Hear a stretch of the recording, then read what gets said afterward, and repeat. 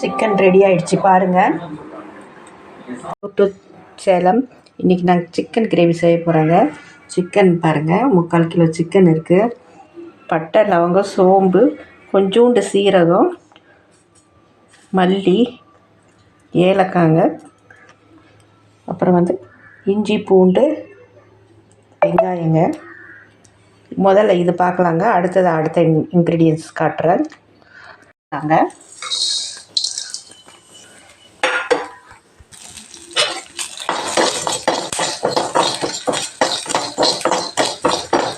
கொஞ்சம் வறுத்து அரைச்சா தாங்க மணமாக இருக்கும். அதனால தான் நான் வறுக்கிறேன். முதல்ல இது வறுத்ததெல்லாம் அரைச்சிக்கலாங்க. அடுத்தது பவுட்ரு பண்ணியாச்சுங்க. வெங்காயம், இஞ்சி, பூண்டு பச்சையாக அரைச்சிக்கலாம்.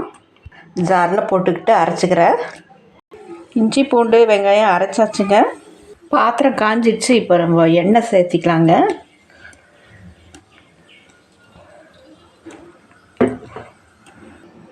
அரைச்ச விழுதை நான் இதில் சேர்த்திக்கிறேன். நல்லா வதக்கிக்கலாங்க.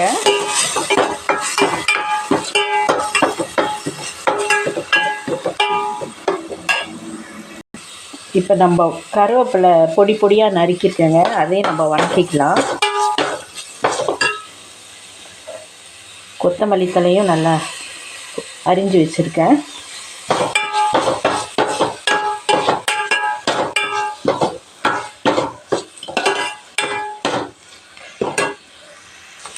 அடி பிடிக்காமல் இருக்கிறதுக்கு நான் உப்பு சேர்த்துறேன்.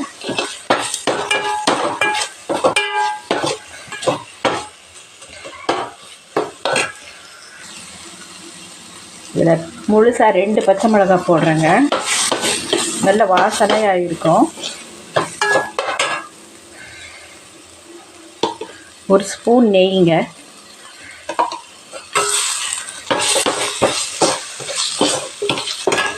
இப்போ நம்ம சிக்கன் சேர்த்திக்கலாம்.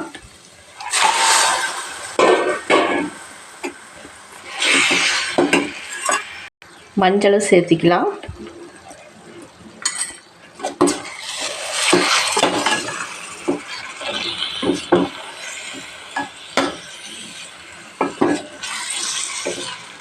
நல்லா ஒரு கலக்கிக்கலாம்.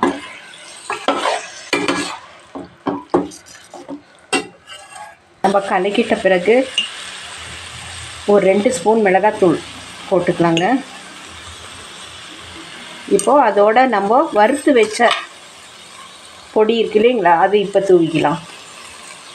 இப்போ எல்லாம் நம்ம சேர்த்து கலக்கலாம்.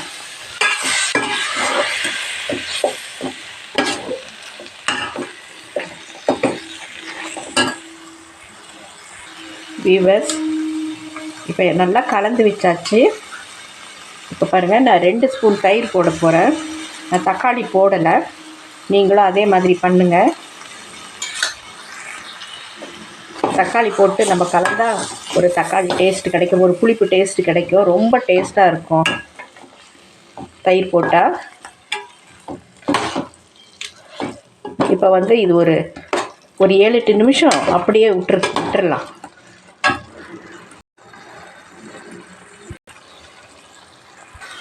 இப்போ நம்ம சிக்கனுக்கு தண்ணி சேர்த்திக்கலாங்க.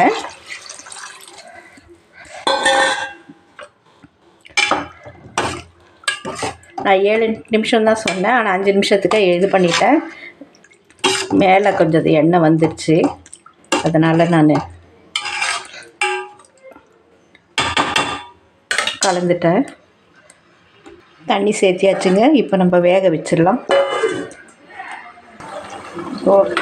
வெந்துச்சுங்க சிக்கனை. இப்போ நம்ம மிளகு சேர்த்திக்கலாம். மிளகு சேர்த்தி ஒரு 7-8 நிமிஷம் சிம்மிலே வச்சிடுறேன்.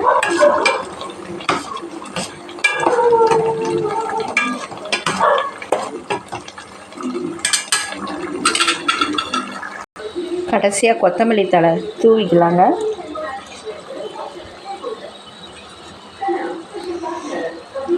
சிக்கன் கிரேவி ரெடி ஆயிடுச்சு.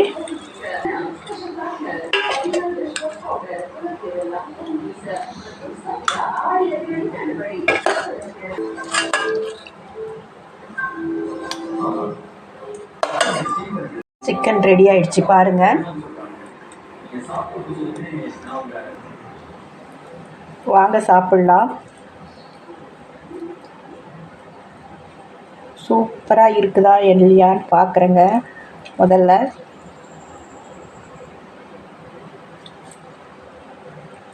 செம்மையாக இருக்குதுங்க. இந்த மாதிரி மெத்தட் செஞ்சு பாருங்கள்.